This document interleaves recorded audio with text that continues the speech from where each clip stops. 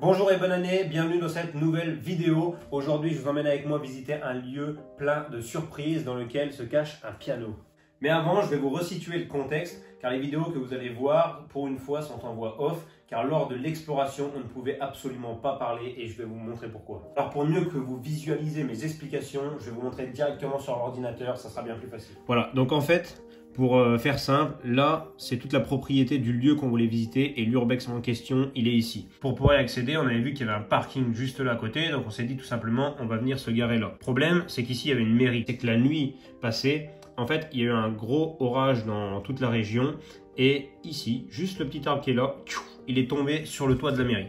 Ce qui fait qu'en fait, le jour où on avait prévu de visiter Surbex et qu'on est arrivé, il y avait exactement sur place le maire, les élus, les cantonniers, plein d'habitants de la ville qui étaient là pour observer les dégâts. Et en fait, malheureusement, du coup, de tout ce côté-là, il y avait un monde fou sur la place. Et donc, du coup, on s'est dit tout simplement, on va aller chercher une entrée par derrière, comme ça, personne ne nous verra. Malheureusement, quand on a fait le tour, on s'est rendu compte que tout le côté de devant, là, il y avait vraiment des murs de 2 mètres de haut.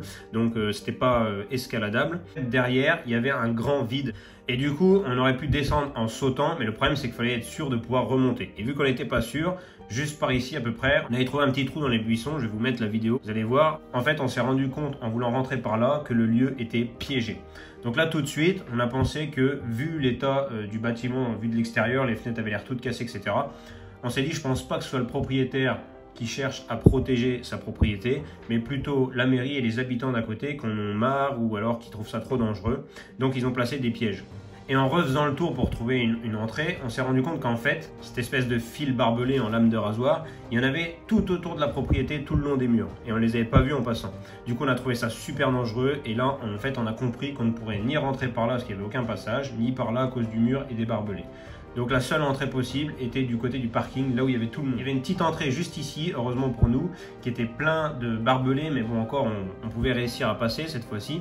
Mais le problème, c'est qu'il y avait du monde sur la place. Et si ces barbelés avaient été mis par la mairie et les habitants du Tour, je suis pas sûr qu'ils auraient accepté qu'on rentre dans la propriété pour aller visiter le lieu. Donc il fallait absolument que personne nous voie. Et heureusement, il y avait tellement de voitures garées sur ce parking qu'en se faufilant entre les voitures, on a réussi à être assez discret pour passer et rentrer dans la propriété sans que personne nous voie. Le problème maintenant, c'est qu'on avait réussi à rentrer dans la propriété, mais on ne pouvait plus faire aucun bruit car on était juste à côté d'eux, on les entendait parler en permanence. Et si jamais l'un d'entre nous aurait parlé, il nous aurait entendu directement. Voilà, c'est donc la raison pour laquelle on n'a pas pu parler lors de cette exploration. Donc j'espère que ça ne va pas trop vous déranger. Je vous souhaite une bonne vidéo. Arrivé sur la propriété, on trouve des tonnes de véhicules en tout genre. Déjà, bonne surprise, car il devait y avoir qu'un manoir. Ce qui est surprenant, c'est qu'on est vraiment au beau milieu d'un labyrinthe d'automobiles.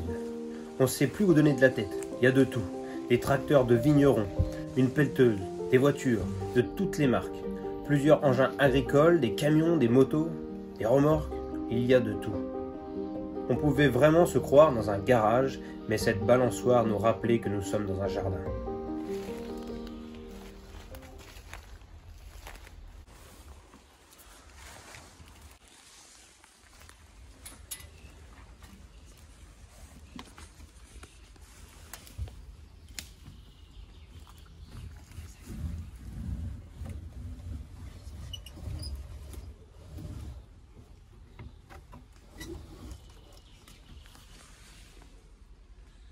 Là les amis, je suis dans c'est un tracteur dans les vignes, vous savez, un tracteur à vignes.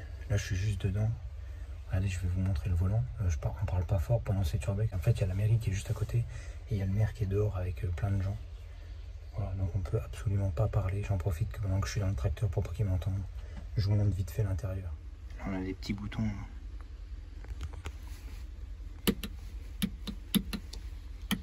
Après là, on a le volant avec le petit truc pour tourner plus facilement. Je vais essayer de faire gaffe de ne pas appuyer sur un klaxon parce que bon, on a tous les trucs de lumière.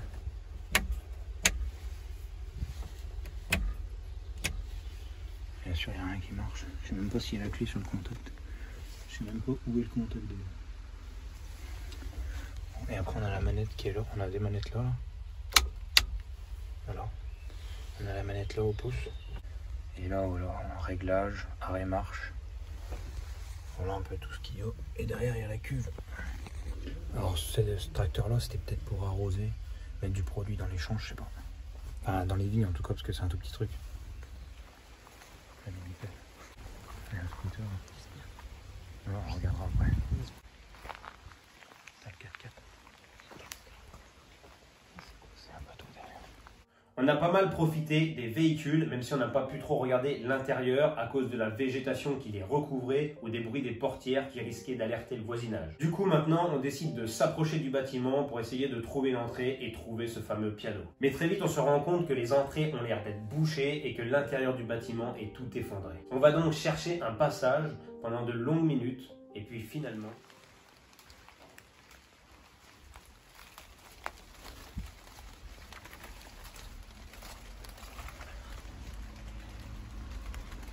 Ok, juste, en fait on était venu là parce que la villa elle s'appelait Villa Pianiste et on avait vu sur internet qu'il y avait des photos d'un piano et regardez en fait on va pas aller plus loin à l'intérieur parce que tout est cassé et regardez juste là par la fenêtre on l'aperçoit. Du coup on va essayer de grimper vite fait pour aller le prendre en photo.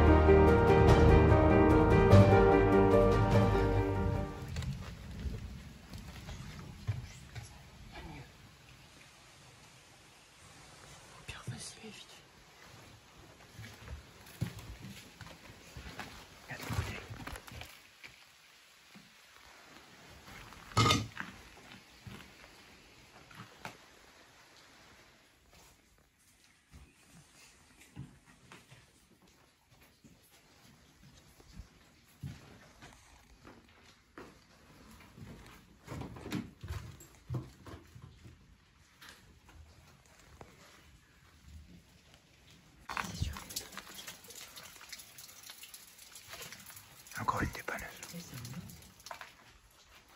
Ah, ça s'est bien pété les gueules.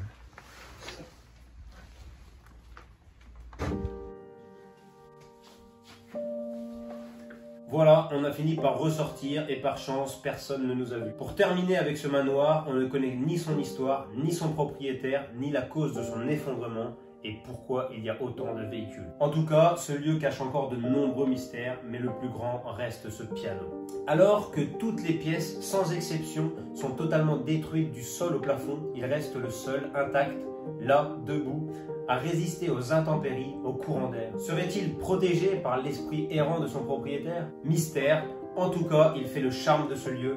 Espérons pour lui qu'il arrive à résister encore de nombreuses années.